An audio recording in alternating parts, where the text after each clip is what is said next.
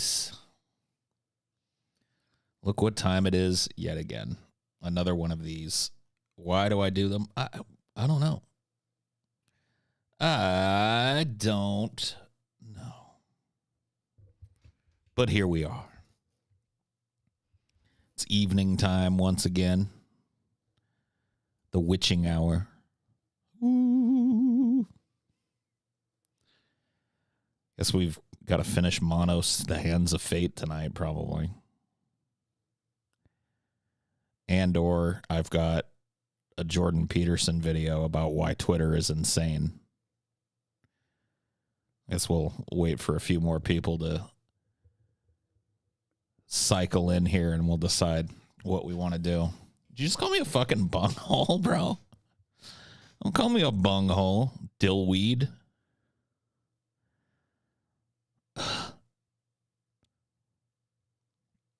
Is there a DFF Discord? No, there's not. I think TJ runs a Discord. Go in there. I got to tell you, dude, I'll never fucking use Discord again as long as I live. I'm done. Discord is the worst of the worst of the worst. The absolute worst on the internet. And that's saying something too, because there's a lot of rickety shitholes on the internet, but Discord is number fucking one.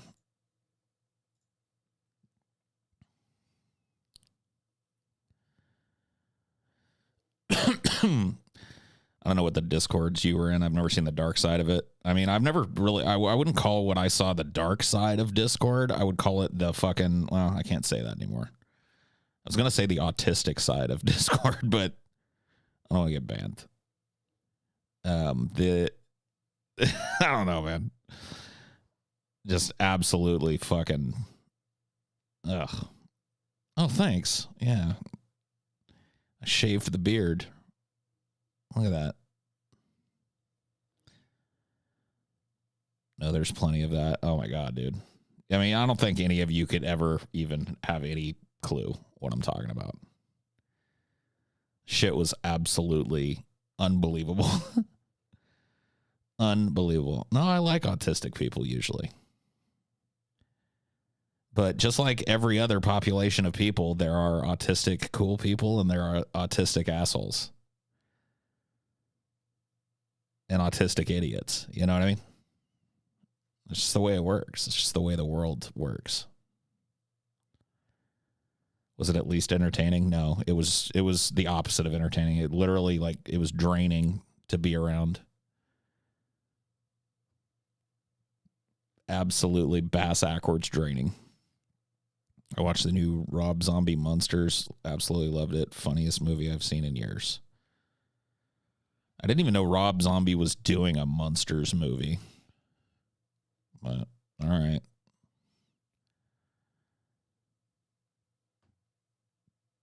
Whatever you say, Podna. Seems like you just aren't built for social media. I can tell you right now, I'm not. Like, I've known that, though, from the very fucking jump. I had too much, like, brain development without it. You know, like I'm too old, I guess. Because I just fucking can't, man. What evidence / personal experience would make you believe in ghosts? Like seeing a ghost, maybe? Like seeing some ghosts?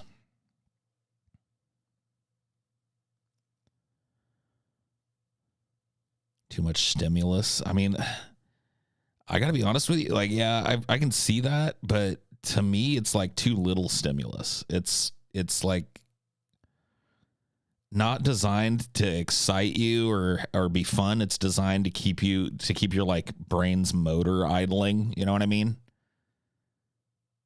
Like that's how it feels to me. And I've experienced that where you just drop into that like brain idle and you're just like sitting there fucking idling the engine for hours. And then, like, you know, one of the great things is that they tout about social media is, oh, you get to meet new people and interact with new people. I was like, everybody there is a fucking, they're insane. Absolutely fucking insane. I was born in 93, so I don't have that weird thing where I know what life is like without it, but I can navigate it just fine. I mean, you don't know much. Because, like, by what? Like, you really were, like, by the time social media started to be a thing, you were of the age where people were using social media. If you were born in 93. So it's not like you, I mean, yeah, maybe you knew what life was like without it when you were, like, a toddler and shit.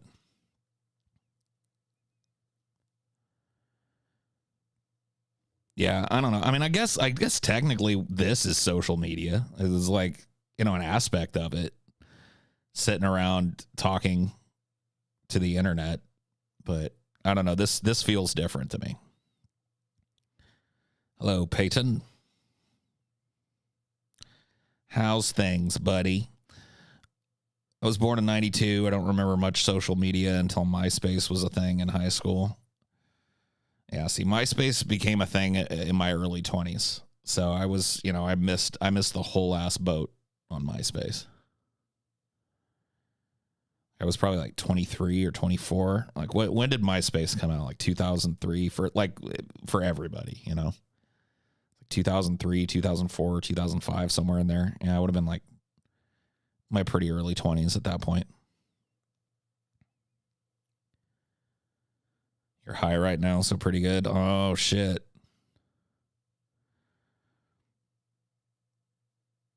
Just call me a fucking chud? Don't call me a chud, bro. I'll punch you in the face. Had the internet when I was like 10, but it was AOL and I didn't. Dude, AOL was social media, bro. I had AOL for, I don't know, like a very brief time in the early 2000s. Like a very brief chunk of time in the early 2000s. I was living on my own in Arizona and I got AOL. And AOL was a big like social network. It was like there were all these AOL groups or whatever that you could funnel into that had chat rooms and discussion forums and stuff. It was all set up. Yeah, and then eventually they instituted AIM, AOL Instant Messenger, and it was, you know. I think those instant messengers were better because it was just people you knew, you know. You'd met 90% of the people that were on your IMs. So that was just a way to like keep tabs with your family and your friends without all the bullshit. Like minus all the crap, like the reposting of memes and the like weird fucking neurotic desire to post every meal you eat or whatever the fuck else is going on there. Like none of that shit happened. It was just like, you know, you could pop on, see which friends were live. Remember those chat rooms now that you mentioned them? I was too little to even know what they were. Yeah. Yep. So it started, you know, like the internet started out, and I honestly think that when it was like, hey, here's my whatnot, and we can like have a talk, that was pretty benign, I think. Honestly. It was when it became this like, oh, I can interact with my friends, but also the world at large.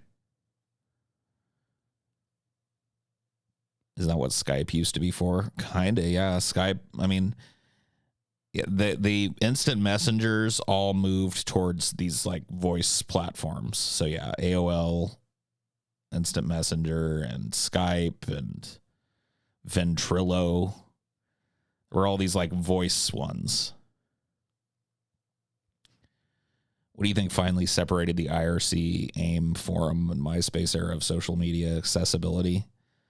I mean, yeah, it had a lot to do with accessibility, honestly. Like, it took a while after the internet came out for people to buy into the idea that the internet was something they needed to pay for. You know, there was a long period of time where people would go like to the library or whatever to get on the internet if they needed to. So it really wasn't, you know what I mean? It really wasn't like considered by most people to be something that they needed to have in their house until probably like 2007, 2006, maybe even a little later than that for the kind of mass adoption that you see today. It really all had to like move. I think when it moved to the phone, like when websites started to have mobile versions that were, you know what I mean? And then apps for different websites. I think that's really when it exploded. So you'd have to really look at what year that happened. I'm not sure. But if I had to take a guess, it would be like 2005, 2006, 2007, somewhere around in there.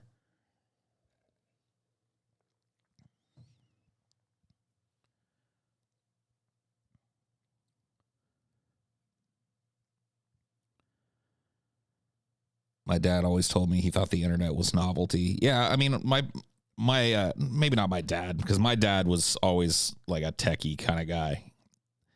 So it was because of him I had the internet in my house way before most people did. I'd dial up, you know, with like a 58K modem. In fact, I was on the internet way before that. My dad was always kind of on the front edge of that shit, but my mom, she thinks of it the same way. I mean, I guess she's probably like now adopted a whole lot of like internet stuff, but it took her a long time. Dude, I had discs of AOL hours, okay? I collected them discs. Does it seem to you like Zoomers don't understand when someone is trolling? I keep seeing instances where they take trolls so seriously. I actually think it's the other way around. I mean, I think, look, there's always going to be people that bite the bait when there's trolls, but I think it's us older people that fall for trolling.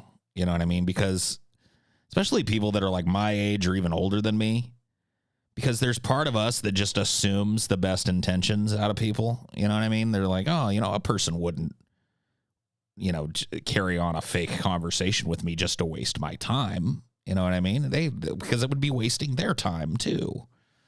You know, so I think the people you see getting trolled the hardest are more than likely older people. But maybe my thoughts on that are just skewed. What you think of Incubus? What was that song that Incubus had? I don't know why, but I immediately thought of that Nickelback song, "This Is How You Remind Me." Or is that a Nickelback song? I don't know. I know it wasn't Incubus. Oh yeah. Yeah. I remember everybody liked Incubus. I never liked Incubus, but the thing that made people like Incubus was because they had like a DJ. But they were just saying like it was just pussy rock with a DJ.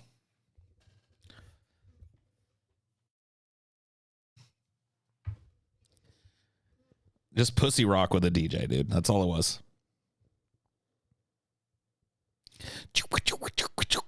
Whatever tomorrow brings, I'll be there. No thanks.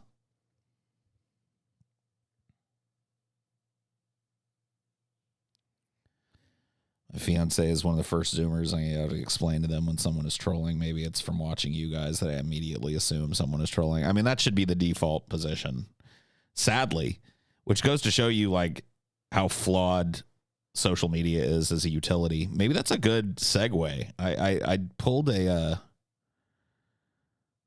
Jordan Peterson video for us to take a look at called "Why Twitter is Insane." Hello, everyone. Good evening.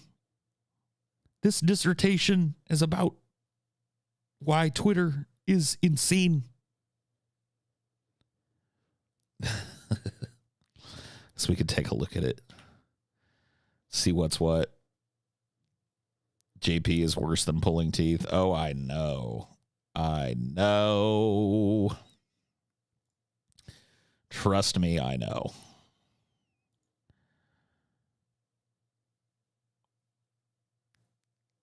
Good old Jordan Peterson. Paul, do you miss old tech, cassettes, pagers, payphones, etc.? Not payphones, not pagers. Not really any of it, honestly. I mean, like, it was cool to have at the time, but I wouldn't, like, want a cassette player now, you know? Like, fuck that. They sounded like ass. They broke all the time. Jordan's like this is an example of a guy that's got, like, this is why I think that older people are the ones getting trolled on social media, or people like Jordan Peterson here. Hello, everyone. Before diving into this topic, I've got to clarify something. Before diving into this topic, I've got to clarify something. That's a big part of the Jordan Peterson impression. You've got to, like, catch those Canadianisms, you know? Topic, not a topic, a topic. Before diving into this topic. Before we dive into this topic. Jordan is a country in Middle East. Yes, it is. I am reading some of the pieces that I'm producing, and that means that these are things that I wrote. The reason I'm doing that rather than speaking extemporaneously is because now and then, if I'm pushing myself to the limits of my conceptual ability, then I have to choose my words with the undue care that writing allows. He's pushing, what did he say? Pushing his, what is he, mega mind? What is he doing? He's pushing his cognitive limbic system to the maximum. Choose my words with... I gotta hear that again, man. I gotta hear that whole thing. If I'm pushing myself to the limits of my conceptual ability. Pushing himself to the limits of his conceptual ability. So I guess he's just gonna read an article. That's not as good as when he's speaking extemporaneously. Then I have to choose my words with the undue care that writing allows. And I suppose that has the disadvantage that's associated with reading something rather than speaking off the cuff, but the advantage of precision and care. So today I'm going to read a piece that I entitled, "Why Twitter is Insane."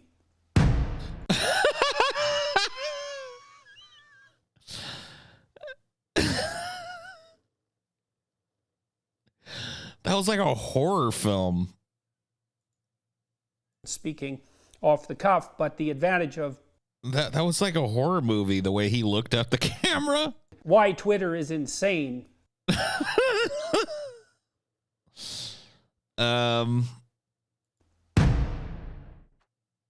It is often said that social media is driving us out of our minds, individually and collectively. I mean, I'm pretty sure that's... when he's right, he's right. You know what I mean? He's not always correct, but when he's correct, he is correct. And I think this time he might be correct. Is this true? And if so, how and why? The eminent social psychologist Jonathan Haidt recently wrote a hard-hitting article showing that use of certain forms of social media, particularly by girls just entering adolescence, was directly and causally associated with higher rates of depression and depression-related symptoms since the early to mid 2010s. You know what's always funny to me about Jordan Peterson is, like, he's a psychiatrist, right? He's a psychiatrist. And he will oftentimes in these talks and stuff, he will cite some new study that's happening, but for some reason he chooses to ignore every study that has to do with trans people. Like, every strong study, every strong current theory when it comes to the treatment of trans people and the acceptance of trans people and trans people as a quote unquote phenomena, he like completely and utterly throws that shit out. So, you know, like, he's a cherry picker. He's a dude that's got probably what? 'Cause yeah, he's a PhD.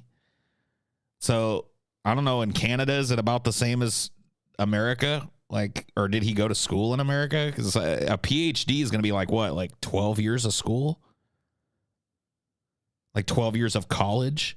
So not like 12 years of primary school kindergarten through senior year of high school, and then another further 12 years of education. And he never learned what cherry picking was. I had been thinking along broadly similar lines, particularly with regard to Twitter and how its incentives are structured compared to those that characterize healthy human interactions. The extent of its harmful pathology has recently been brought home to me as a consequence of those deliberations. A thought experiment. Imagine, for example, that you learned a particular pattern of communication in your family, one that when used on others... Yeah, I mean, you're absolutely right, Coyote. This is him being butthurt about getting banned or getting censored or whatever on Twitter. This whole screed.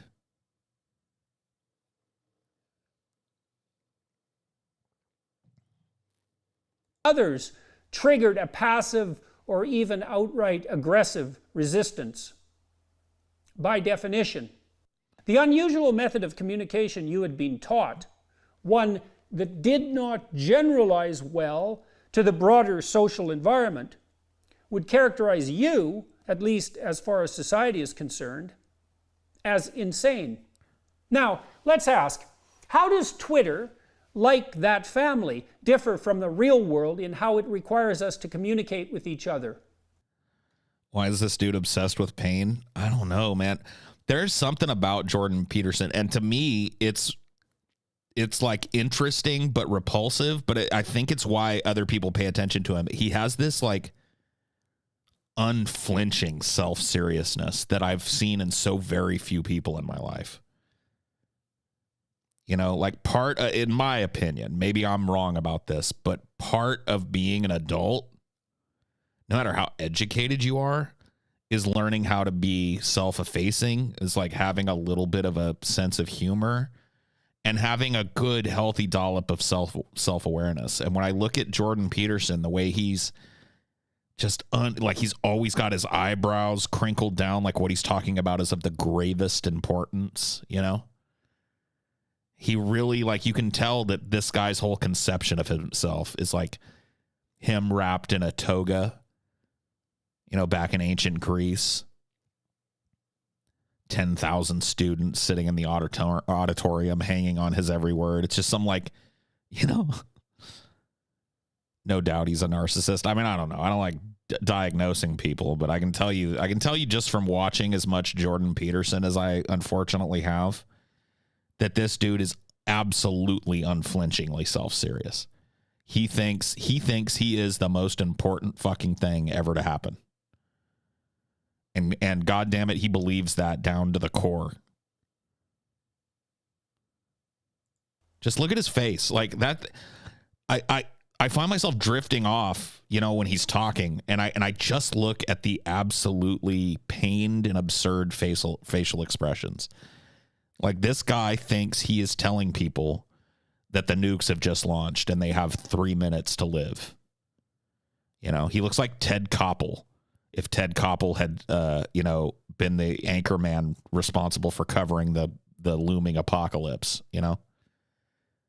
No self-awareness. How does it make us, too, insane?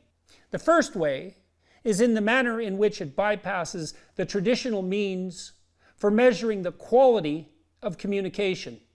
In the real world, high-volume communication is extremely costly, requiring both hard-to-establish credibility, why otherwise would large numbers of people want to read or listen to you, and access to the wealth necessary for such communication, either directly through personal accumulation or by proxy, such as... You know what another thing about him is he writes and speaks in run-on sentences. Like, this is a guy that desperately needs an editor to go like, all right, 3 semicolons in one sentence. Can we break this up into maybe 2 or maybe even 3 sentences? Because he will be on one, like it makes it hard for me to listen to him because he speaks like like somebody writes like a technical manual. You know what I mean? Like it's incredibly hard to listen to, and it lacks basic humanity. Is a contractual arrangement with a publishing house. Twitter casts these limitations asunder. The consequence of this demolition of potentially vital regulation is multiplied by the fact that Twitter provides universal access to each of its users' hard-won personal networks. The second way... Huh? Hard-won personal... Huh?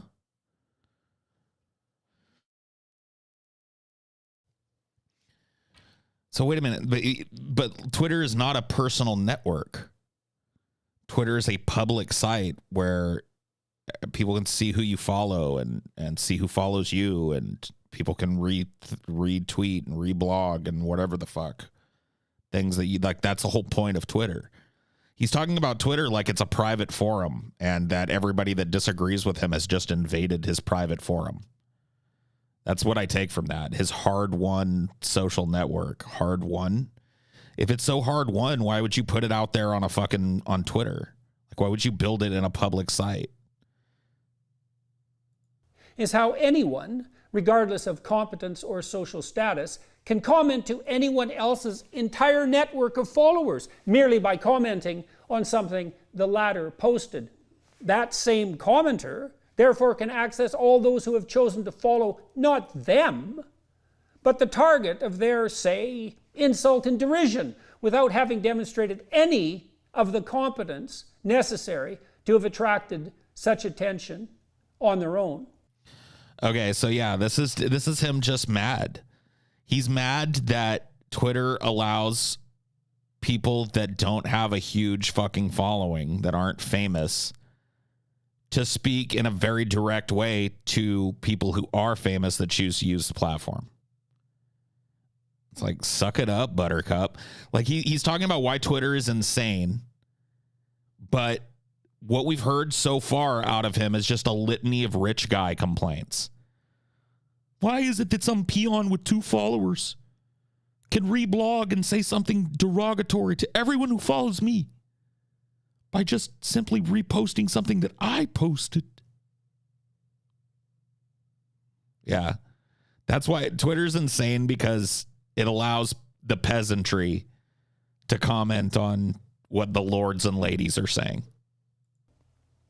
This democratization of communication enables a parasitism completely divorced from competence. It massively inflates noise relative to signal, bypassing all the screening mechanisms that have been so painstakingly developed to shield us. So back in the day, people that were famous like me didn't have to hear the voices of average people.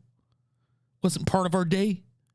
You know, and they've taken away all the things that used to shield us. And when I say us, I don't mean you watching this. I mean me and Jeff Bezos and George Clooney and Ty Dolla $ign. You know, that's who I mean. From incessant racket in the real world. Oh, you poor fucking baby. So yeah, like, listen to this dude.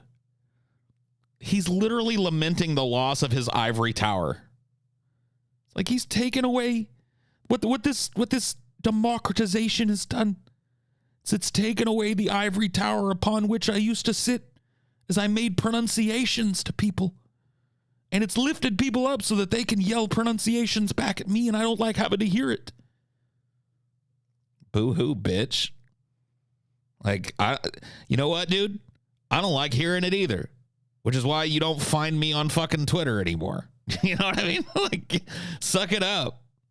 Twitter's not insane just because it won't step in front of people and not let their mean tweets get to you or whatever. Grow a fucking spine about it, bro. Yeah, he acts like Twitter is, like, necessary. No, it ain't. You want a more fucking, like, tailor-made audience? Go over on Truth Social or whatever. Go get on Gab or whatever, where all the other fucking piece of shit, fucking pseudo intellectual conservative people hang out. Like he just thinks, like, once again, we talked about it, he thinks that 12 years of school entitles him to nothing but respect. And this is the guy that's like always talking about how he's against compelled speech and shit. Isn't this like a completely and utterly anti-speech rant that he's going on here? If I'm not mistaken, like lamenting the fact that the ivory tower intellectual can be reached by the plebeians who he expects to benefit from his work. The third way Twitter breaks the norms of standard human interaction is the zero cost and even potential benefit it imposes on those who engage in flagrant ethical misconduct. It facilitates the implied moral elevation that accrues to the accuser who adopts the position of virtuous judge merely by formulating an accusation, however vague, ill-founded, and scurrilous. I mean, couldn't that describe what you said to the trans man? I always forget their name. That recently came out, very famous. But couldn't, like, what he just described there, could that not have fucking described exactly his interaction with that? A scurrilous, empty, vague piece of shit out of nowhere. Elliot Page, thank you. Yeah. When he was talking about how Elliot Page was like mutilated and butchered by his doctor who facilitated his sexual transition. Right? Yeah. Like, well, hold on. Let me listen to that. I want to listen to that one more time because I want to see if it completely and utterly describes what he's talking about. To the accuser. Here we go. Who adopts the position of virtuous judge. Okay. So I'm the virtuous judge of Elliot Page's life. And I'm going to tell you about how Elliot Page is not a man. She's a woman. And the doctor that transitioned her into what she calls a man. You know what I mean? So once again, he's Mr. Virtuous Judge of Elliot Page and the fat chick that was on Sports Illustrated. Sorry, not beautiful. Merely by formulating an accusation, however vague, ill-founded, and scurrilous. And that's exactly what he did to Elliot Page. Made an accusation that Elliot Page is in fact not a man, but a woman, and that Elliot Page's doctor was some sort of like committed some sort of malpractice in helping Elliot Page to transition. AKA a vague, scurrilous fucking insinuation. See, this is what I'm talking about. Zero self-awareness. See, in his mind, nothing that's coming out of his mouth applies to him because he's in a different class of people than you. When he makes vague, scurrilous accusations against people, you know, it's backed by the immense weight of his sheer and utter uncontrovertible brilliance. But when you do it, it's just the dirty, filthy, unwashed masses trying to reach up and sully the pure white robes of the intellectual. Exactly what I was talking about earlier when it comes to how he, like, thinks of himself. In the same vein, there is no cost for insults, ad hominem attacks, and provocative statements, incitement, in other words. People can hide behind their anonymity as well and act, if possible, even more brazenly. Too like, often, dude, nobody fucking made you start the Jordan B. Peterson Twitter. Like, you could have been Dinky McDerpson too, if you wanted. You chose to put the gravitas and weight of your real name behind your social media presence. That was a choice made by you. This was not something you were forced into. You chose to be on that site. So the fact that you gave up your anonymity in choosing your social media profile is on you. Therefore, the medium stimulates a reactive rage, as it denies even to competent users two of the main privileges traditionally granted to them. What's a competent user of Twitter? I would love to hear your description, because I bet it's ivory tower intellectual and excludes about 99% of the population. I can almost guarantee educated people that have experience working at a very high level in business or politics, right? The presumption of innocence and the right and ability to engage in effective self-defense. The mob can say anything at all about you or your thoughts online. Well, not us, because the mob doesn't even know we exist. Remember that, Jordan Peterson. So once again, this whole litany of complaints, now 5 minutes and running. I mean, we'll be charitable and give you a minute off because you introduced it. But 4 minutes and running, your critique of Twitter being insane is just that you as a rich guy don't get undue respect. Like you don't have the red carpet rolled out for you on the internet. And that pisses you off because when you go to the fucking steakhouse, they give you the corner booth with the privacy. When you show up to talk at one of these conservative conferences, they've got you a suite. They book you a nice fucking suite in the hotel that the conference is at. And they, comp a bunch of shit for you to do around town after you're done talking. But Twitter doesn't roll out the red carpet. In fact, Twitter allows people to fucking talk directly to you. And that's the problem. Well, that's your problem. That's not my problem. It's nobody in this room's problem. It's a problem of the 1%. Famous fucking people. Rich fucks. Sorry. You're not going to catch me weeping for the plight of the fucking millionaire intellectual. Sorry. Despite your hard-earned reputation. And there is nothing you can do. Your reputation is for shit, bro. Your reputation is for shit. You want to know what your reputation really is to the average passerby? This is a dude that's been accused 3 times in his career, 3 separate occasions of sexual impropriety. This is a dude that got famous being shitty to trans people for no reason other than taking some hardline philosophical stance on it. When what he really would like to say is, I'm transphobic. I don't like the idea of a woman possibly transmitting or transitioning into a man.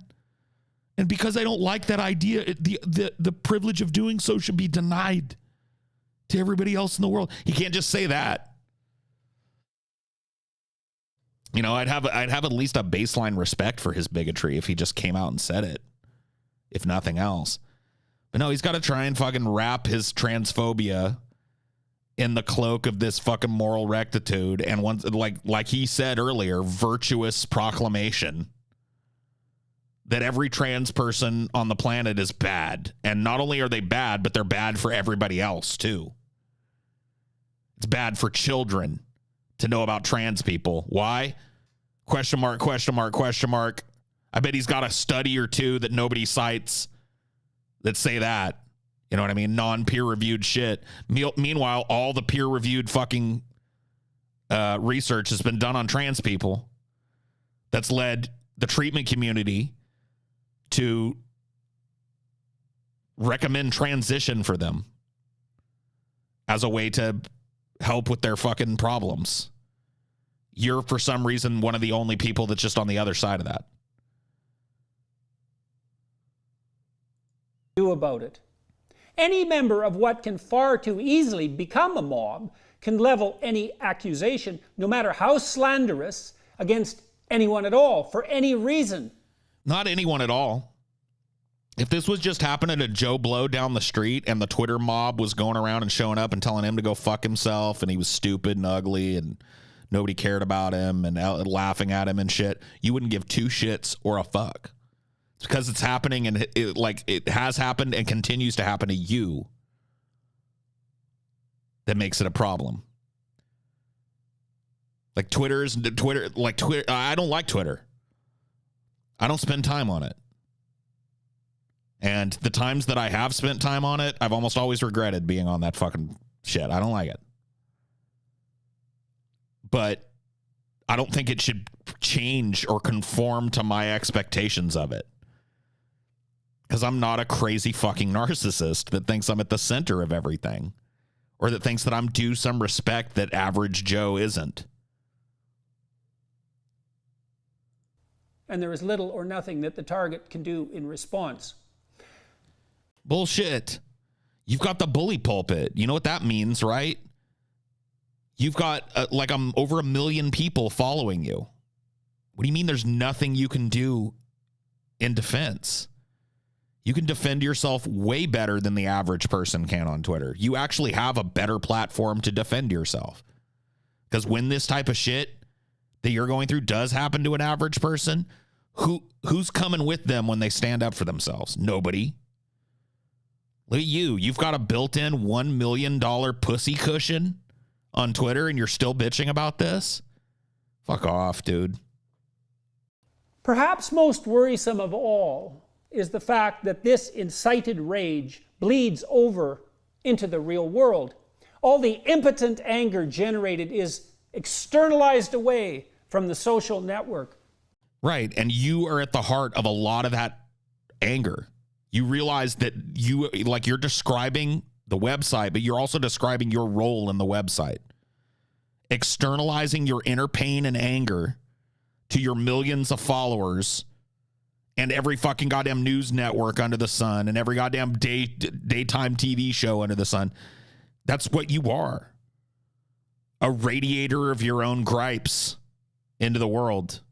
So once again, like every critique that you're giving, you should apply to yourself, because you have the power to change yourself. You don't have the power to change Twitter into Jordan Peterson's little pillow factory where everybody else has to fucking suffer the slings and arrows, but you're somehow shielded because you're just such a great fucking thinker. Come on, bud. And dispersed. Thus, the ambient emotional temperature of general society is raised degree by degree to the boiling point. Malignant narcissism. Methinks thou doth protest too much, my lady. Methinks thou dost protest too much. Now, I'm no clinician, but the lack of self-awareness and self-centeredness that you've displayed just in this fucking 5-minute talk that you're giving, 6-minute talk, would lead me to believe that you might have a diagnosis of malignant narcissist. The way that you assume that a website should just bend to your personal needs. An entire social media network should just bend the rules for you because people can fucking say what they think about the stupid proclamations that you make. And by extension, maybe take away some of your followers who go like, you know what? That is pretty fucking stupid. That's what you don't want to happen. You want to have a captive fucking Svengali audience sitting there with the little spirals in their eyes going, yes. You don't want any chance that somebody could disrupt it. Sorry. That's just not the way it works, man. Nor is it the way I think it should work. We know this instinctively, but it would be easy to test. An ambitious PhD student, in case one's listening, could expose one group to Twitter for half an hour, another randomly established to another social media network, and a third, if desired, to a reading task. All study participants could then be assigned, say, a competitive aggression research task to determine if Twitter exposure heightens the proclivity to respond in kind with punishment to provocation. I believe that Twitter's reward structure, even more than Facebook... I mean, I'm really trying to fucking... So this is a study why don't you do it Fucking aspiring PhD student, why don't you apply some of this to actual science and prove some of this shit rather than jacking off on the fucking Tucker Carlson show every night, sucking the Daily Caller's tit? You know, why don't you take some of those millions of dollars that the Daily Caller probably fucking paid you, or the Daily Wire, sorry, paid you to be on their fucking shit, and why don't you invest it in some fucking scientific experiments? Why don't you do this? Number one. And number two, I fail to see what benefit you would get from such a study. It didn't even have like a double blind component. So, sorry. Like, Facebook's incentivizes malignant narcissism. It enables and benefits free riding and prioritizes psychopathic motivation. And it garners disproportionate attention in doing so, capitalizing on the attractiveness of outrageous behavior, while externalizing all the associated and inevitable costs to the innocent, broader society. This is the psychological equivalent of the tragedy of the commons, the psychological equivalent to pollution of the air we all breathe. I recently spoke about all this to the author of the article I mentioned previously,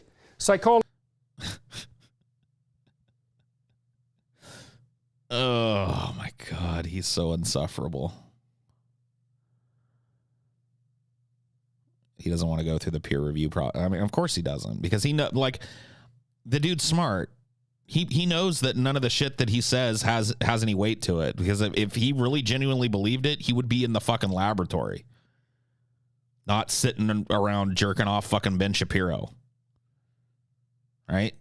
He'd be running these studies. He'd be overseeing multiple studies into this phenomenon to prove that's what a scientist does.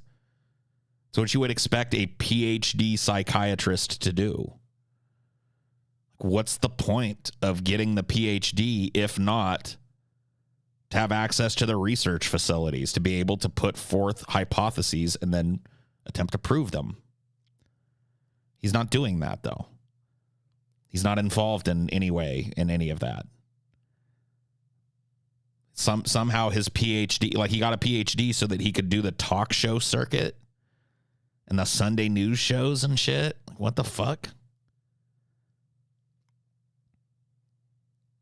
I mean, not like, that's one thing. Like, a lot of people make assertions and they can't test them, but he's in the unique position that he actually could. He could get funding for these types of studies. He could be at the forefront of doing a lot of long-term studies on transness and the effect of social media on people's developing brains and all of this shit. But instead of doing that, he's sitting in a fucking IKEA chair with an IKEA lamp behind him, with his hands pretentiously folded like he's fucking Sigmund Freud or some shit. Like he's the pharaoh about to, you know, proclaim Moses a charlatan or some shit. Look at him with his Hublot watch. I mean, come on, dude. Psychologist Jonathan Haidt, and on the same email string to Steven Pinker, the eminent cognitive psychologist. How did my psychologist colleagues react? Yeah, you're right. That chair is way more expensive than IKEA.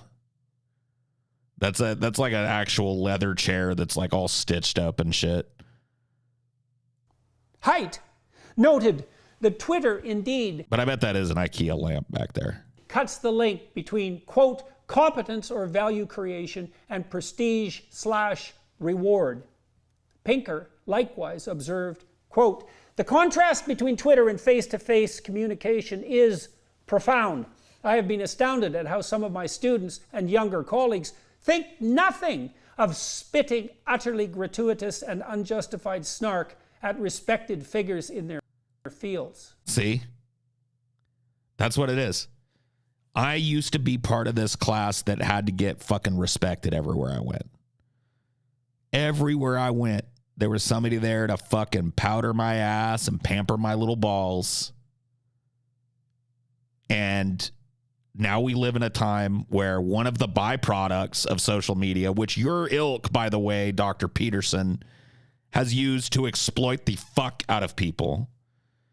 It's psychiatrists like you that have consulted with these fucking social media apps to find out how to keep people watching longer. How to like influence people's buying habits and shit. Right? So don't fucking sit here and lament. But when does it become a problem? Notice he hasn't mentioned that, and I doubt he will. I doubt he will mention the implications of social media reprogramming the human brain to purchase shit that it doesn't need and influence how a person feels about themselves in a way that's going to make them more likely to purchase. He's not going to mention that at all. The problem is that people like him, quote unquote, respected individuals in their fields, are subject to just normal, average, everyday folk. Fuck off, bro. I have to remind them that they may meet these figures at a conference someday, or that they might be on their tenure or grant review committees. Well, it won't matter because I'm Herp McGurp on Twitter, and that fucking person that I meet one day isn't going to know that I'm the person that told them that their wife's a fat, ugly cunt, you know? My name's Herp McGurp, dude. I'm not going to introduce myself as Herp McGurp on Twitter, you know?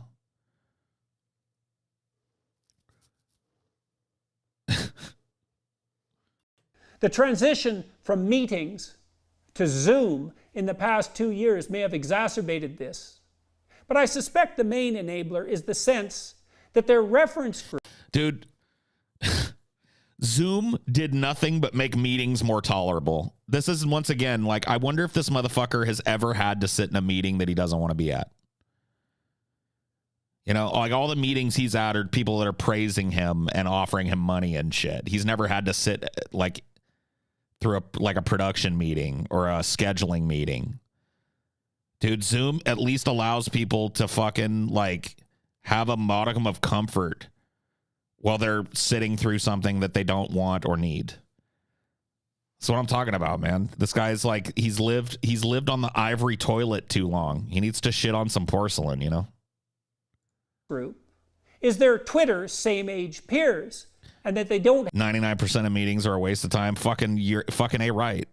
As a person who's sat, like, I don't know how many hours of my life I've wasted sitting in meetings of various types.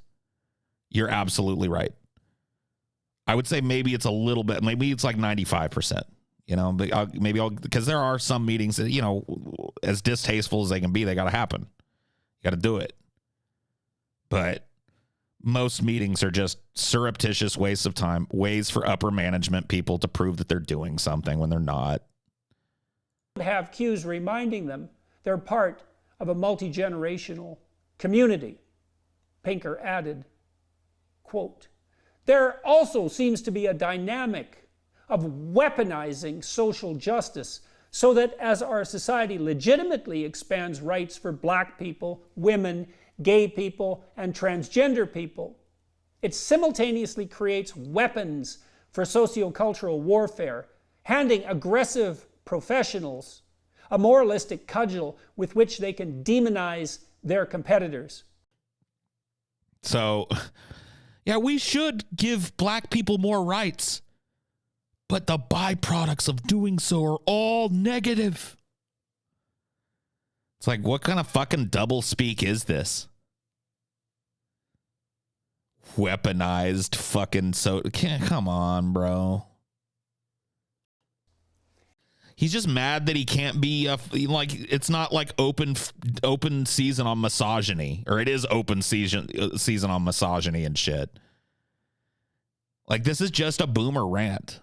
Like, this is like when you guys accuse me of like waxing fucking, you know, waxing green for my fucking childhood. Like, that's all this is. This is just like, you know, white people used to be respected. Gay people used to know to keep their shit on the fucking down low. Keep it in the closet. You know? Black people used to know to step and fetch it. But then these social justice warriors came along, changed all that. Now, white ivory tower intellectuals like myself aren't automatically afforded respect everywhere we go. Oh, Lord. What's happened to the world? You're the same as any other fucking old man, dude. Coming from an old man to an old man, you're just an old man. You're just doing what every old man does. Every old man has done since the history of ever. Looked at the youth and shook their heads and went like, what the fuck are they going to do without my wisdom?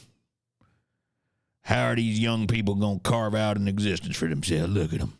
They're nothing like I used to be. Wah, wah, boo-hoo, fucking Crimea River, bitch. I think people that have this type of problem just forget that they were young once, too. I would love to see a teenage Jordan Peterson. I bet he was a fucking total degenerate. Can you imagine if there was, like, Facebook videos of teenage Jordan Peterson and shit? Oh, my God. Nobody would take a fucking word he said seriously. In this case, destructive trolling could also be a side effect of moral progress. Note that this would be consistent with the appeal of moralistic mobbing among younger generations. In status competitions with their seniors, they are disadvantaged along every dimension but one: claimed moral superiority. Yeah, no, it's actual more like they have the ability to enforce their ideas about morality on you the way that you have enforced your ideas about morality on the general populace for what, hundreds of years. That's what you're lamenting. That it's more attractive to listen to young people talk about their ideas surrounding social justice than it is to sit in a pew and listen to a priest read a part of the Bible and fucking sugarcoat it and cherry pick it. Idiot. This guy would have no problem if the people dominating the minds of everybody around them, enforcing their moral code, was the Christian church. In fact, that's who he thinks should be involved in this. The very idea that a person with his fucking outlook on religion would even think to make this type of argument is fundamentally proof that he has zero self-awareness, zero at all. He doesn't even, like I said, when he's talking about all these moral frameworks and societal frameworks and shit, he's not in that. He's not considering himself as a part of that. He's just prescribing what you ought to do. This fucking guy, dude. End quote. How much are our social media networks, these massively broad-scale social experiments, conducted with radically insufficient knowledge of the underlying psychological dynamics, incentivizing narcissism, an idea that particularly appealed to Dr. Haidt? I mean, you wouldn't have a single follower if Twitter didn't incentivize narcissism. Trust me. Like, to act like this is your problem and not the previous 9 minutes that you've spent whining about how you just shouldn't have to hear mean things. Go fuck yourself, bitch. And how much is too much? Here's an uncomfortable conclusion. It does not take that many free riders or criminals or people who simply just don't care and who would just as soon see everything burn to radically destabilize complex social organizations. Based. Based. Oops. Accidentally based, anyone?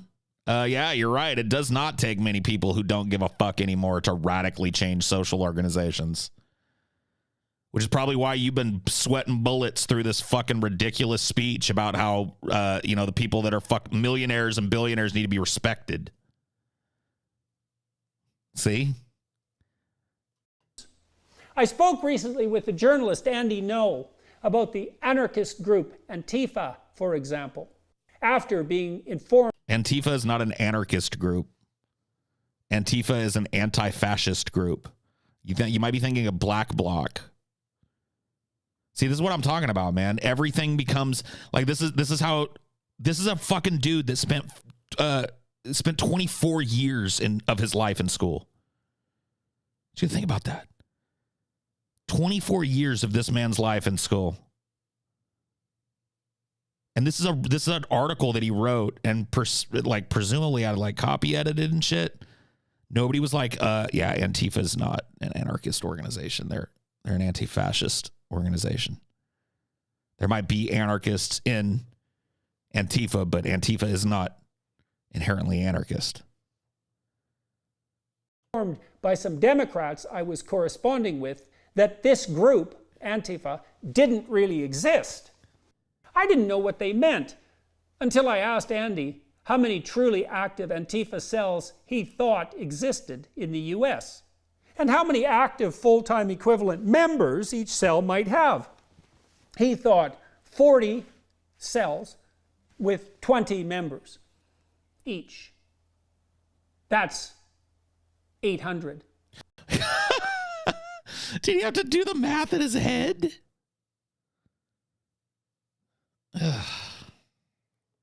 He's reading this.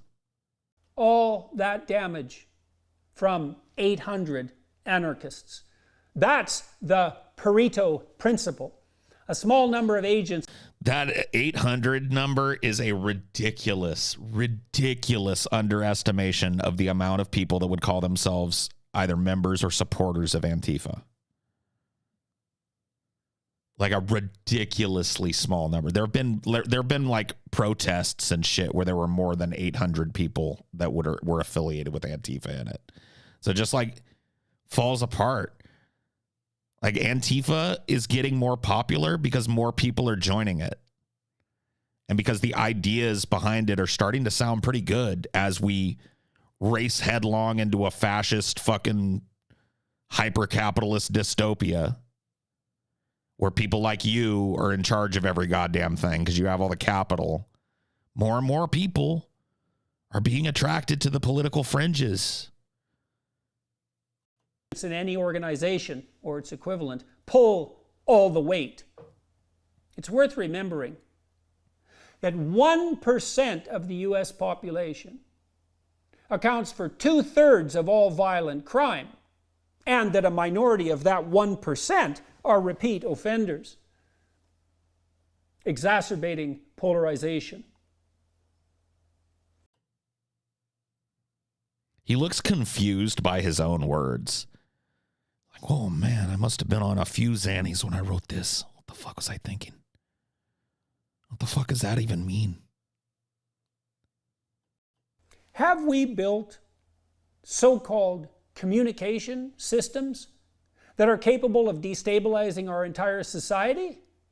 Haidt believes that it was the mere introduction of the retweet and like buttons that facilitated the tit-for-tat sharing of emotionally triggering content, particularly that capable of generating outrage. If a tech innovation that small can exacerbate polarization on a societal scale, how much disruption can these communication technologies taken as a whole create? Enough to bring us down? Oh my God. Literal bro moment. Bring us, see? He's even speaking like he's a member of the fucking elite. Enough to bring us down. You know that the vast majority of the people who you're fear-mongering against, you know who the number one bad guy is in the world, according to a lot of them? The rich. Yeah. The rich and their exploitation of working people has reached fever pitch. And people are starting to use the infrastructure of the internet to fucking mobilize resistance against it. Yes, abso-fucking-lutely. But you want to know what? I sitting here as just a normal fucking person. My knees aren't knocking together. But you've been crying about this for 13 fucking straight minutes. See? I got nothing to fear.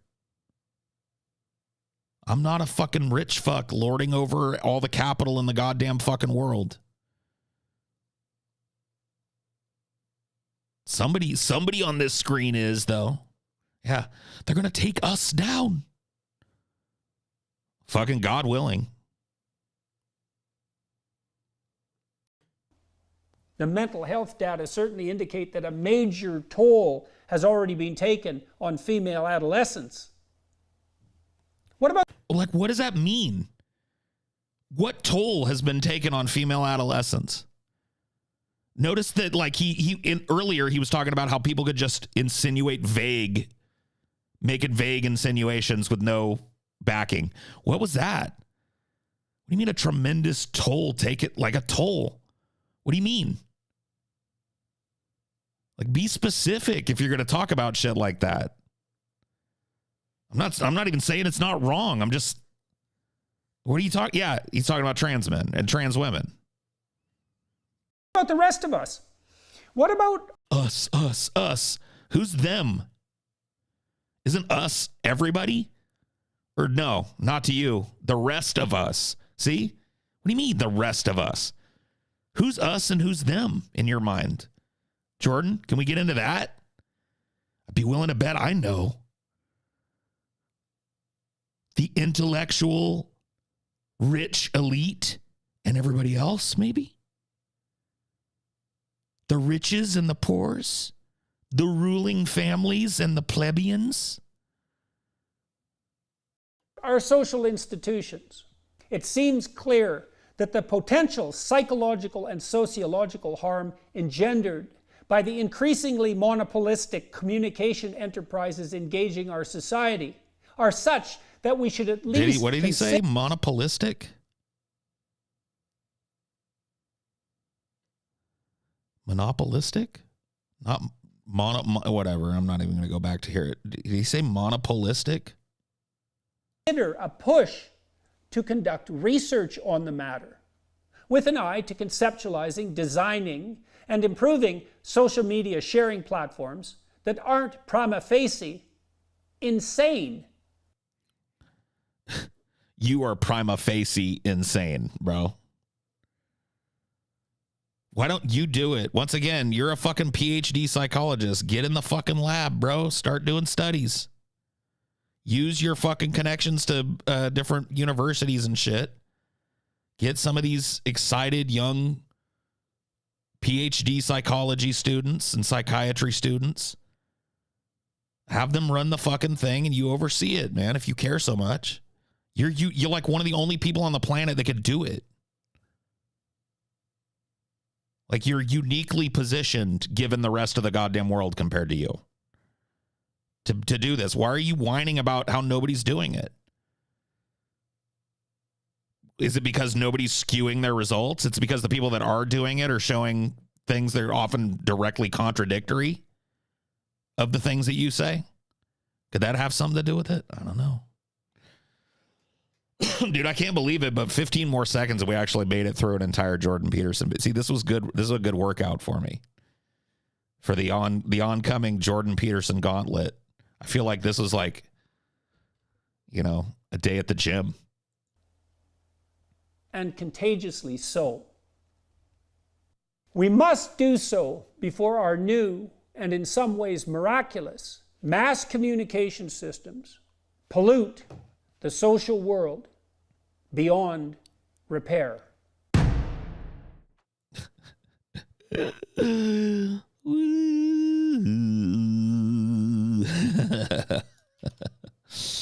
Oh, shit. Wait. Yeah, put your lols, you fucking loser! Fuck you! Thanks, Deli. I agree.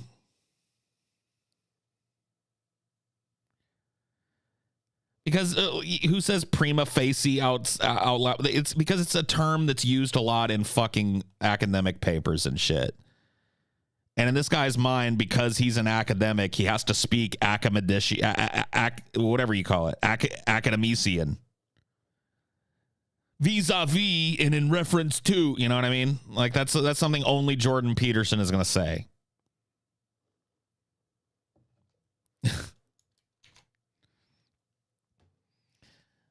So I'm going to take a quick break, fill up my water.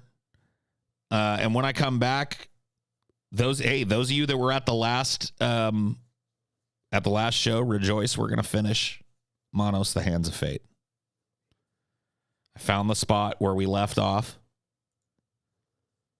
We're going to watch the rest of this movie. Come hell, come high water. We're going to do it.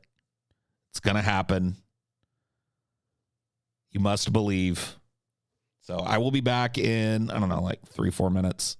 Hang out, chill out, relax, roll a joint, take a shit, stand up, get a drink of water. Bye.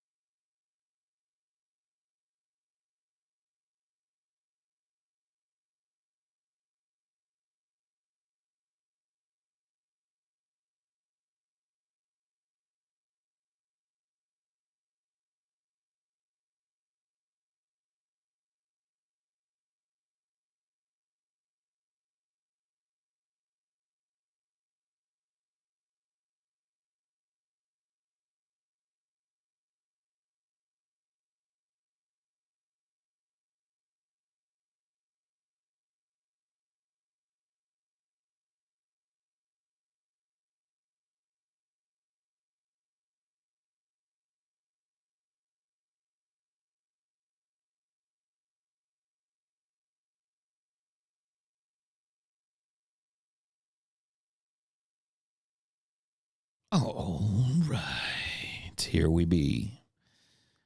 Back in action. Let's I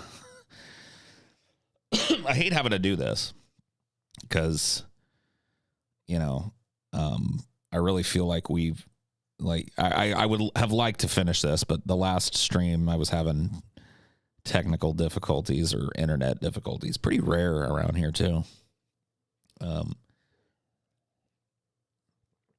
But I think we've got to explain to people kind of what's going on here. And I'm not sure I can do it without the help of some people who are also here watching. So this movie is, up until this point, is about there's a family, a man, a woman, and their child, and they're on vacation, and they get turned around on the wrong road or something, and they end up in this weird country house with this guy with goat legs. And he invites them to come inside. Well, no, he doesn't really invite them. He's creepy from the start, but they insist on going inside. Well, the dude does, the dad. And then he tells them he serves a master, and the master, blah, blah, blah. And he gets, he just gets creepier. And then the little girl runs away and disappears. And then this guy shows up with all his wives. This is the master, I guess. So that's actually a pretty good recap. This is one of the worst movies ever made. So let's see where it goes from here. Torgo, he's the one. Get Torgo. You are responsible for this nonsense. We shall dispose of you later. It's a terrible mistake. The man, yes. The child, no. Maybe she's right. Maybe we should spare the child. It is against our will that we stay here. Do not make the child die to satisfy him. He does not need any more wives. Yes, he has no more time for us older wives. Just the newest. Huh. Jealousy is not part of us. Why are you so jealous of me? Wow. You are a troublemaker. You deserve to die. Oh. Die? I may die, but I do not care. The child must live. She is right. We will not kill the child. Yeah, they're talking about But Manos would not they're talking about the approve. little girl. First, the little girl that escaped or whatever. They're like discussing I don't know, half of the master's wives, they want to kill the little girl, and then the other half, want to save her or what. I don't fucking know, dude. I don't know, man. The law of Manos exists for us only. Manos loves women. She will grow up to be a woman. She must die.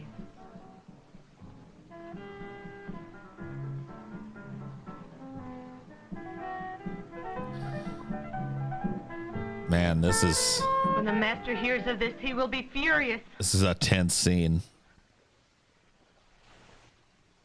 You are all mad, the whole lot of you. The man, yes. The child, no.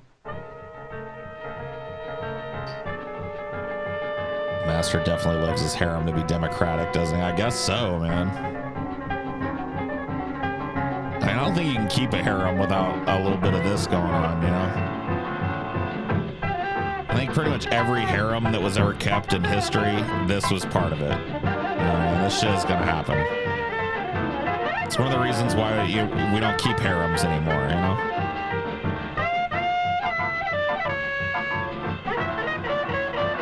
So weird that I find the robes kind of hot. No, I would say that you're kind of down bad if you're getting a little boned up looking at these robes, but that's just a perspective thing.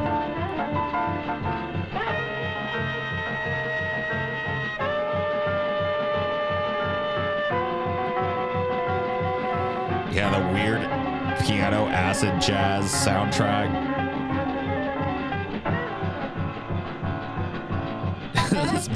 this scene is absurd. I mean, it's just Goes on and on. It's like they shot like 10 minutes of shit and they just used it all, you know? Oh yeah, that was the natural cutaway point, of course.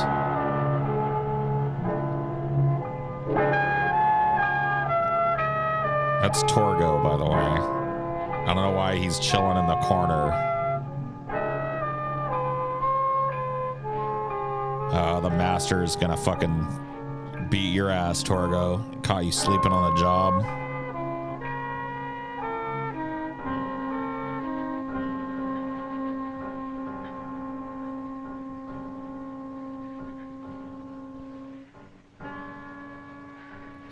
Torgo just sleeps on a pile of dirt in the corner. That's his bed. That's pretty fucked up.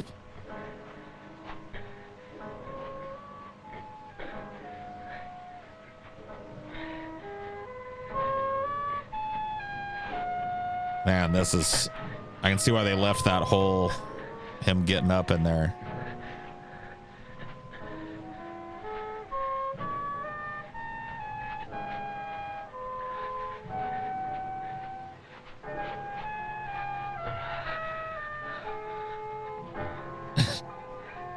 Is that Hitler? It kind of does look What like are you doing Hitler. here? Mustache is a little too wide, You though. have failed us, Torgo. I know of your visits to the tomb. My visits? The women have told me. They may not be able to say anything or move when you're there. But they remember everything you say to them. And everything you do to them. Oh, shit.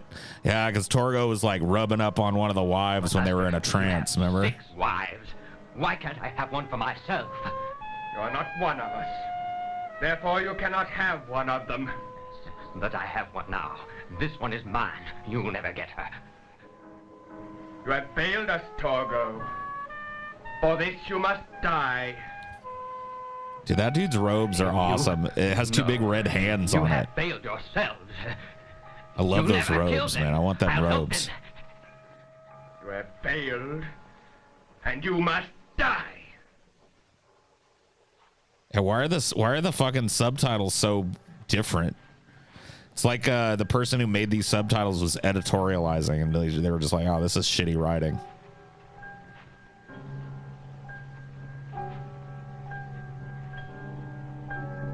Oh my god, this is kind of like a Kubrickian shot right here.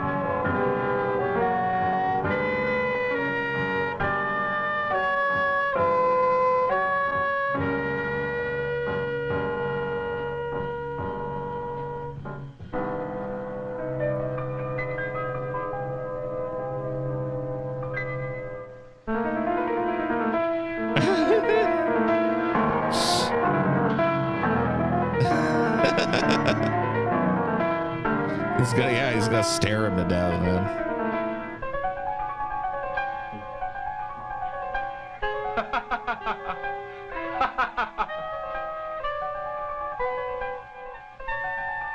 Manos, God of primal darkness, as thou hast decreed, so have I done. The hands of fate have doomed this man. Thy will is done. Shit. Which man, though? Torgo's not really a man, is he? He's like a goat thing.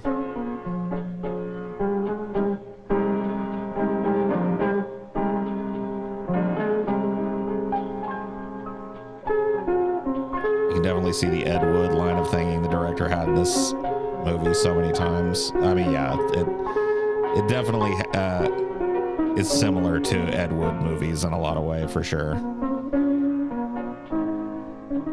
I actually think this is a little less interesting and less watchable than the average Ed Wood movie, but you know, there was a shitty brilliance in Ed Wood movies. Some of them are a little hard to watch, but this one is, I mean, especially if you've been here since the beginning, this is a slog, man. It's not even that long of a movie. It's only an hour and 9 minutes long total.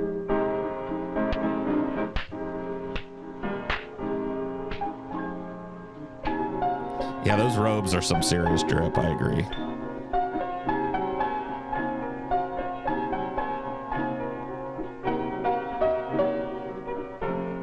Novice robes of destruction. Yeah. Dude, I want those I want that hand robe, man. I want to go as Manos. Be my Halloween costume this year. I'll be Manos. Get Amelia this weird get up here. She could be one of the wives. TJ could be Torgo. And this fight is still going on. These dames are like brawling super hard here.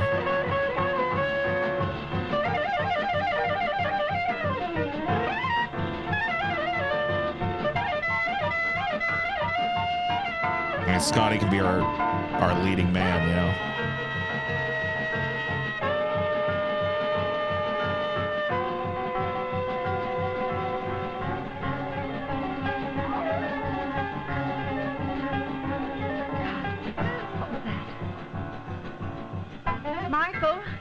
Michael, where are you? I guess they found the little girl at some point. I missed that part. How the dude's lost out there. Please, God, where's Mike?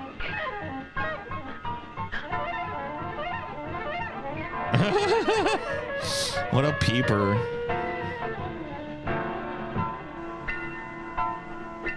Yeah, how could you sleep through that piano?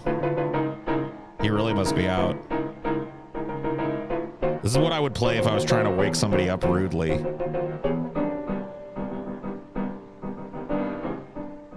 Stop! What foolishness is this? Manos must be served! There you are. She is the one. She has upset all of our plans. This foolishness must stop! Dude, take a look at the fucking red hands on the robe, bitch. Can't deny me.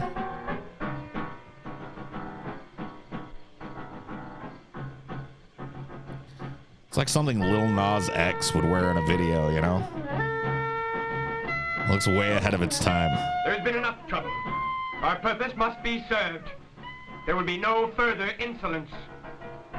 He acts like a peacock, yeah. He unfolds his tail. Can I kill a child? Yes, we can. Get everybody's attention. You have caused enough trouble.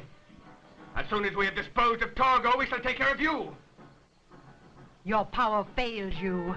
I have no more fear. Seize her and prepare her for sacrifice.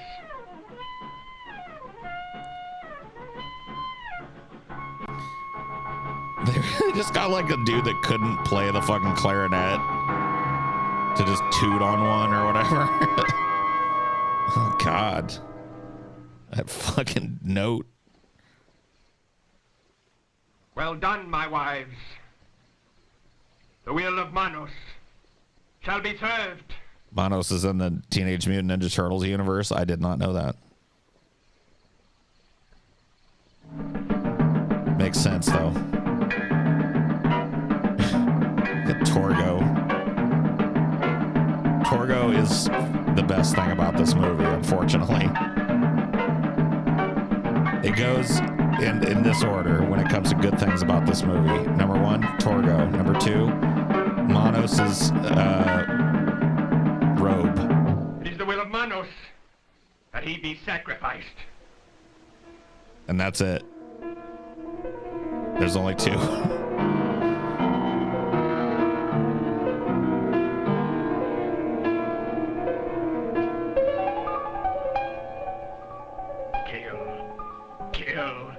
Kill. Manos has decreed it. Manos has decreed it. Kill!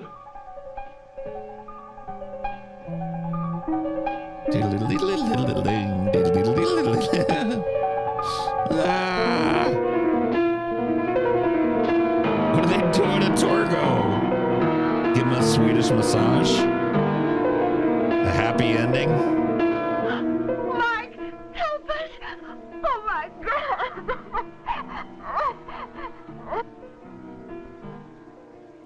Wake up, Mike, you fucking sweater-wearing nerd. Your wife and child need you to be fucking effective one time in this movie. Because up until now, all he's done in response to all this crazy weirdness is shine his flashlight at things. Like, he thinks that's really his whole participation has been. Damn, Torgo. I mean, you don't gotta put up with that abuse, man.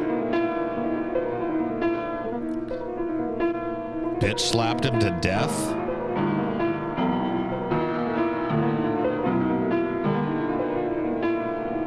Manos is actually hands. M-A-N-O-S is hands in Spanish. Manos. Margaret, open the door. Margaret, open the door. It being a derivative of Latin, makes sense. Wait a minute, she was just whining for him and now she won't open the door? Enough. The ceremony is done. The bitch slapping is done. Dude, I thought the hands of fate were on his robe, but it turns out they were his wife's hands, man. They're the real hands of fate. They slapped that goat dude to death.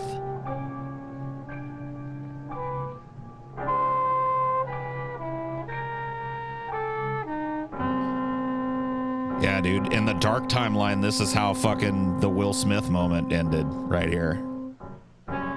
If he caught him just right, this could have happened.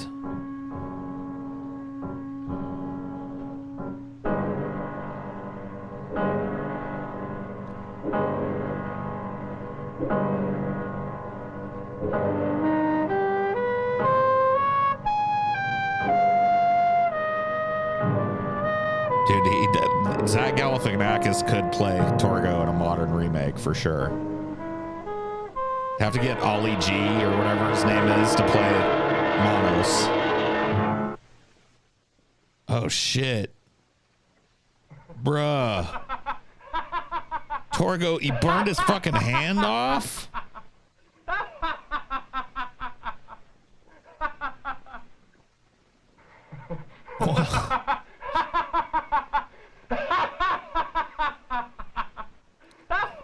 Fuck, man.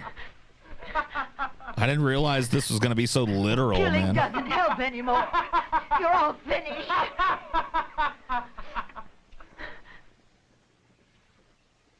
You've said enough. Your turn will come as soon as we have disposed of the others. Go find the others. Hurry, before the night slips away.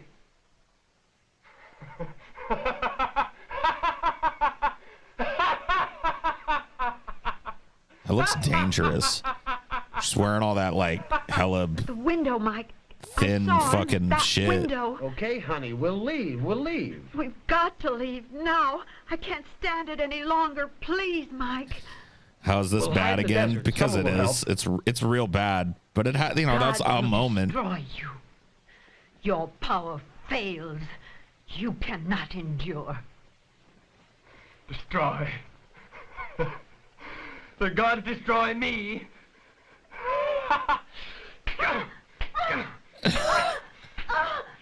Oh shit, man. Destroy me. I am permanent. Manos has made me permanent. Your power fails you. You are losing your control. Even Torgo defied you. And he was destroyed even as you shall be. He didn't destroy Your Torgo, power man. He only does not burned his affect hand me off. anymore. Still got another hand. Even your other wives do not trust you. See? Yeah, they could I do slap not you to fear death. Even though you beat me. Beat me again. Beat. I mean, that sounded like consent to me.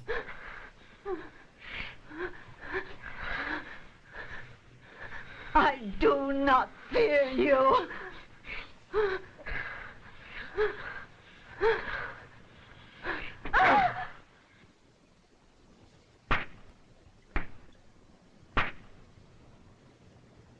Kinky, yeah.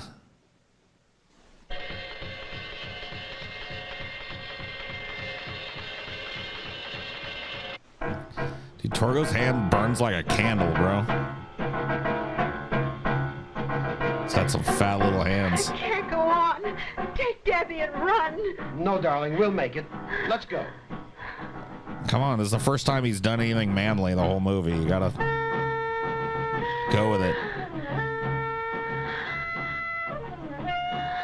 Nothing up that way. Let's go this way. You're in the middle of fucking nowhere. What are you looking for? What an idiot. You're the guy with the fucking flashlight and you fell down a ditch? How'd that happen? Mike, are you all right? Damn. Where's your gun? Mike, we can't go on this way. We've got to keep going. Why are you... Ugh. They have gone. They have left the house. We have searched everywhere. Oh, shit.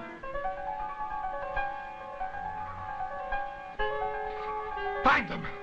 They must not escape! Find them! No, leave him alone. We cannot kill a child. Enough talk! Find them! Manos will be served!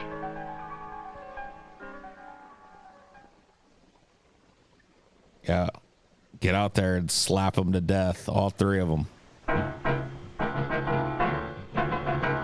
Man, this chick with it. I mean, she is wearing heels. That does kind of suck. But this is like such a trope in these movies. Women falling on their heels. I can't make it. Save baby. Save Debbie.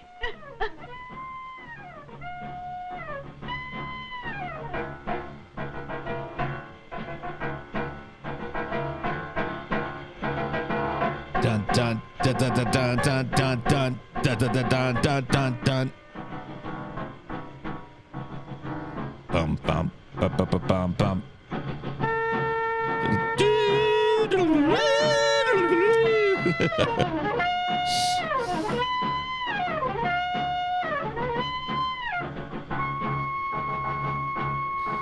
This soundtrack is a banger, man.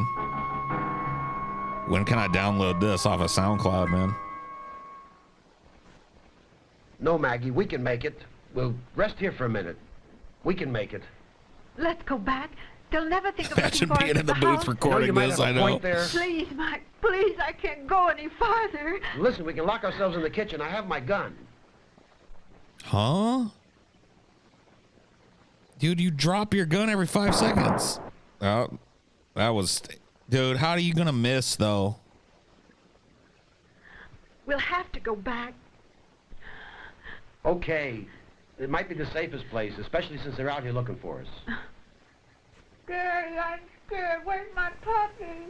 Please, Debbie, not now. Shut up, Debbie. God damn it.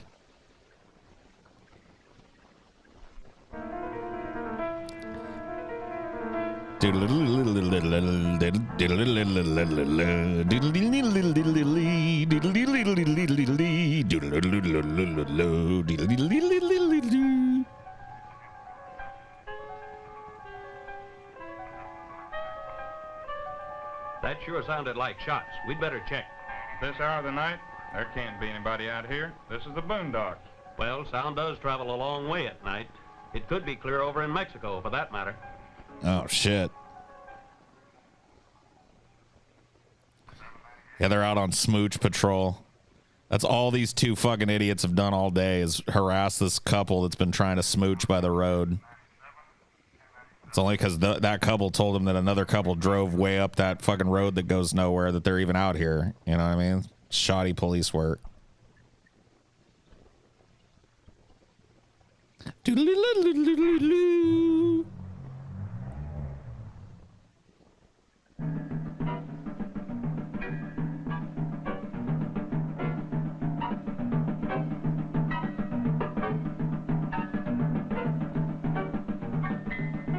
This just sounds like people beating on the drum and like smashing their heads. This sounds like somebody just banging their head in the keyboard. And another dude just banging the drum.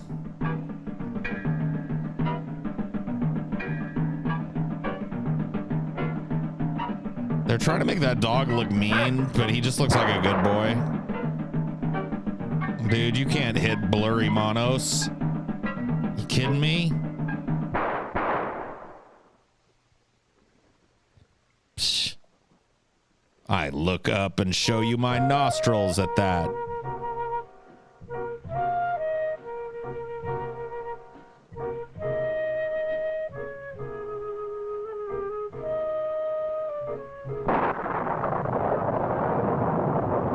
Oh shit, you better throw the top up quick.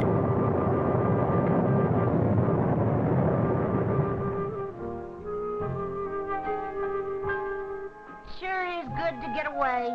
Damn the rain. Vacations are fine, but this one should be great. Yeah, the gang's coming up for the weekend. What a blast. Holy fuck, man. And the Oscar goes to, I don't know how I could decide between these two wonderful women. Best fucking female performance in a movie right here. Which one? It's hard to, I mean, I feel like I know these two women, even though they've just been introduced to the plot. Yeah, immediately. Just feel like I know them, you know? I mean, who hasn't sat around in a nice ass Cadillac with red leather seats in the rain with the top down, you know?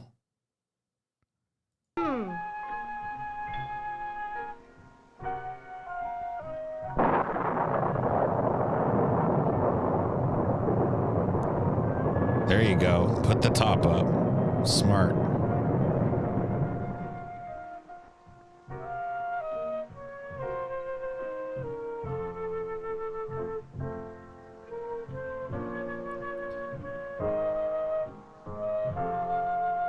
Dude, the flutist is back. The flautist. Doodaloo, doo-doo-doo-doo. Doodaloo-doo-doo-doo. Do-do-do-do-do-do-do.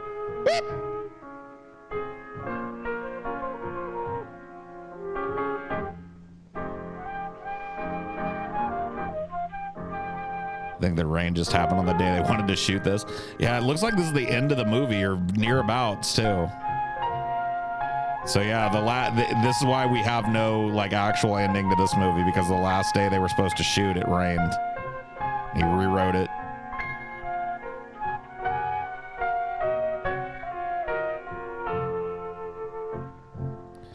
I need more flute. Dude, these people have been straight lip locking for now 48 straight hours. They were kissing just like this the day before. They've been out all night smooching. Dude, aren't their lips fucking hurt? Welcome.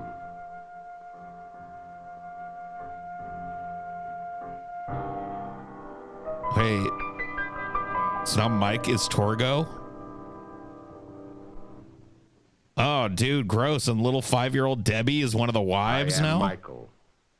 I take care of the place while the master is away. Oh, jeez. No. Oh, no. No. No. Torgo's dead and Mike is the new Torgo? Dude, that's a lame upgrade.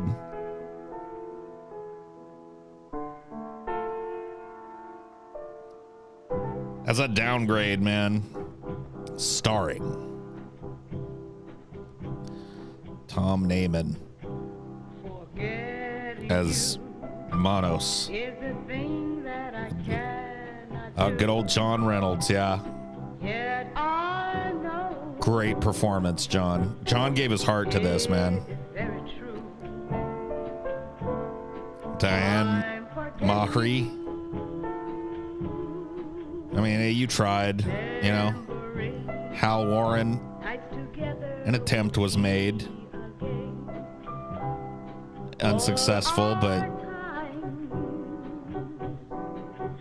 mean, what? She doesn't even get her whole name. She was in at least as much of this movie as the mom and dad were. None of these people get their own, like, feature.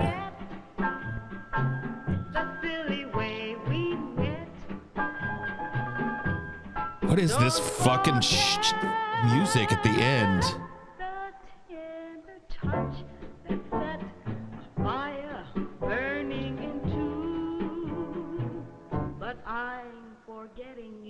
Yeah, we saw this all, you know? Like, we've seen these shots already. Wait, Frank Bernard Rosenblum key gripped this? Holy shit. Perhaps the greatest key grip of the 70s, Frank Bernard Rosenblum himself? I mean, fucking say no more.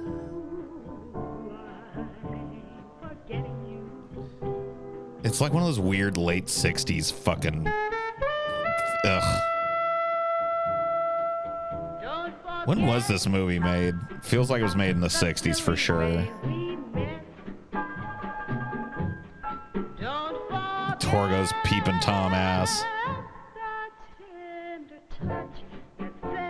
What is this, man? Oh, Harold P. Warren, there he is. Produced and directed. So Torgo is the director and the writer. Oh, shit. Ripe for a sequel. Ripe for a sequel, man. Any fucking time it's coming. Any fucking time it is coming. Manos, The Hands of Fate, Part 2, Electric Boogaloo. Yeah, coming to Disney Plus.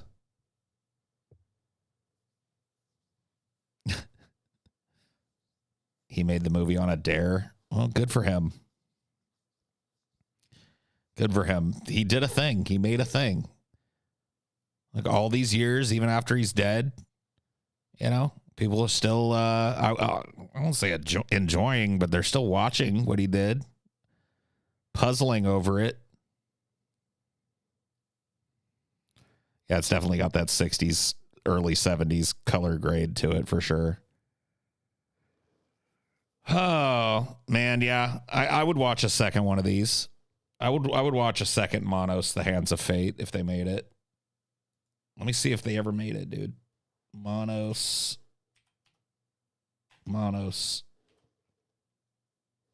The Hands of Fate 2.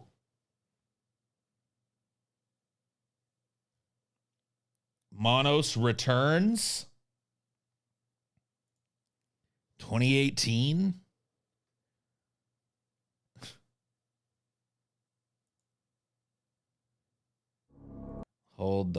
Shut the front door. Let's look at this. What were you doing, Torgo? Hello, officers. How are you doing today? I'm Sheriff Jennings, and this is Deputy Georgia. I'm Clara, by the way. I am Torgo. Me, Jay. She, Nikki. She, what? Manos knows all. Manos is all. This is starting to feel oddly like a Dear Friend House letter. Have you had a visitor, Mother? You shall have a new master. Oh shit, he's back. Praise be to Manos. Praise be to Manos. Praise be to Manos. Oh shit. Oh shit, dog. It's real. Oh shit. Some tells me it's probably copyrighted, interestingly enough.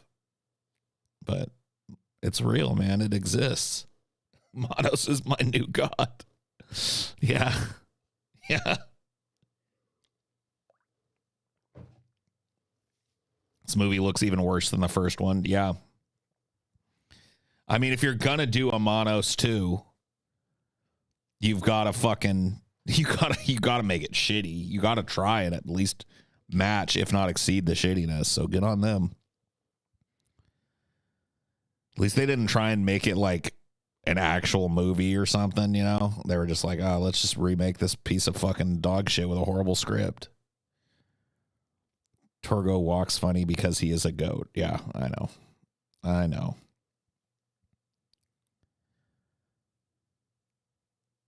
There's a documentary on the making of the original Two Hands, The Fate of Monos. Oh, shit, man. Well, look at that, man. For those of you that are thirsty for more Monos, there's a fuck ton more Monos, apparently. I can't believe it, but... What were you? Monos returns. Dun.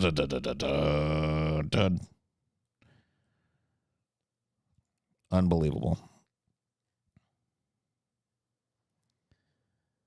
Praise be. All right. Well, that's the show for tonight. Thank you guys for coming and hanging out. I will see you next time. We'll find something else horrible with no copyright on it to watch.